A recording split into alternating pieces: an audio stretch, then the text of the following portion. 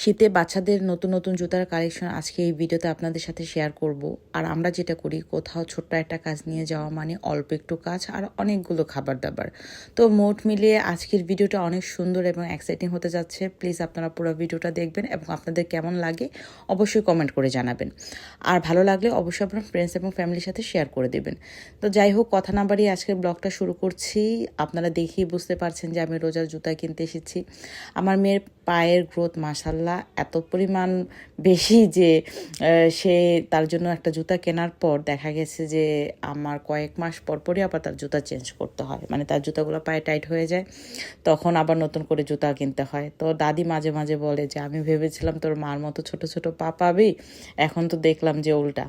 তো যাই হোক, রোজাকে নিয়ে রোজার জুতা দেখার জন্য এই শোরুম থেকে ওই শোরুমে দৌড়াদৌড়ি করছি। আমরা রামপুরা হাজিপাড়া যেই জুতার শোরুমগুলো আছে ওগুলাতে এসেছিলাম। তো এখানে রোজাকে বিভিন্ন রকম জুতা পরিয়ে ট্রায়াল দিচ্ছিলাম যে তার পায়ে কোনটা কমফোর্টেবল, সে কোনটা ভালোভাবে পরতে পারবে। অবশেষে রোজার জন্য 2 জোড়া জুতা আমাদের কেনা হয়েছে। আর যেহেতু দুপুর টাইমে বের হয়েছিলাম, রোজার পাপা আমাদেরকে দিয়ে তারপর অফিস যাবে।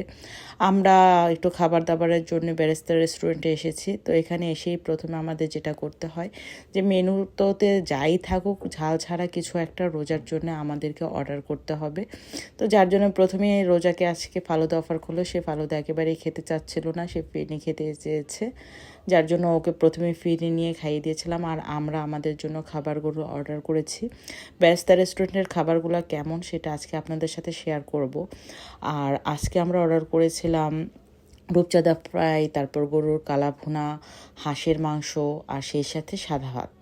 দুপুর টাইম যেহেতু ছিল, একটু ভর্তা খেতে ইচ্ছে করছিল, একটা সিমের ভর্তা নিয়েছিলাম। তো ঘরে আমরা আমি সবসময় খাবার বেড়ে দিই, কিন্তু বাইরে কোথাও বের হলে রোজার পাপা সবসময় খাবারটা সার্ভ করে। এটা আমার জন্য অনেক বেশি হেল্পফুল, কারণ বাইরে বের হয়ে খাবার নিয়ে খাওয়াটা কেমন জানি একটুখানি অস্বস্তিকর লাগে, ইজি লাগে না।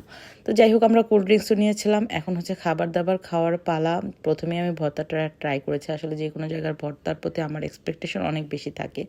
তো এদের খাবারগুলো আমার কাছে সবগুলোই মোটামুটি অ্যাভারেজ লেগেছে। বেরেস্তা রেস্টুরেন্টের কাবাবটাই আমার কাছে সবচেয়ে বেশি ভালো লাগে। আর প্রত্যেকটা খাবারের টেস্ট আমার কাছে অ্যাভারেজ লেগেছে, আহামরি তেমন কিছু মনে হয়নি। আর কোয়ান্টিটিও দামের তুলনায় অ্যাভারেজই বলা চলে, অনেক যে বেশি এরকম না। তো যাই হোক, আজকে সব মিলিয়ে আমরা গোটা একটা দিন বেশ ভালো কেটেছে, ফ্যামিলিকে নিয়ে ভালো একটা সময় কেটেছে। খাবার দাবারও মোটামুটি যেটা বললাম যে এখন হচ্ছে বাসায় চলে যাওয়ার পালা। যাওয়ার আগে বলবো অবশ্যই ভিডিওটা শেয়ার করে দিবেন, আর ভালো লাগলে অবশ্যই লাইক কমেন্ট করবেন। আজকের ভিডিওটা এ পর্যন্তই। দোয়া করবেন আমার পরিবারের জন্য। আর এখন থেকে রেগুলার ভিডিও দেব। আশা করি আপনারা সবাই লাইক কমেন্ট শেয়ার করে আমার পাশে থাকবেন। ভালো থাকবেন। আল্লাহ হাফেজ।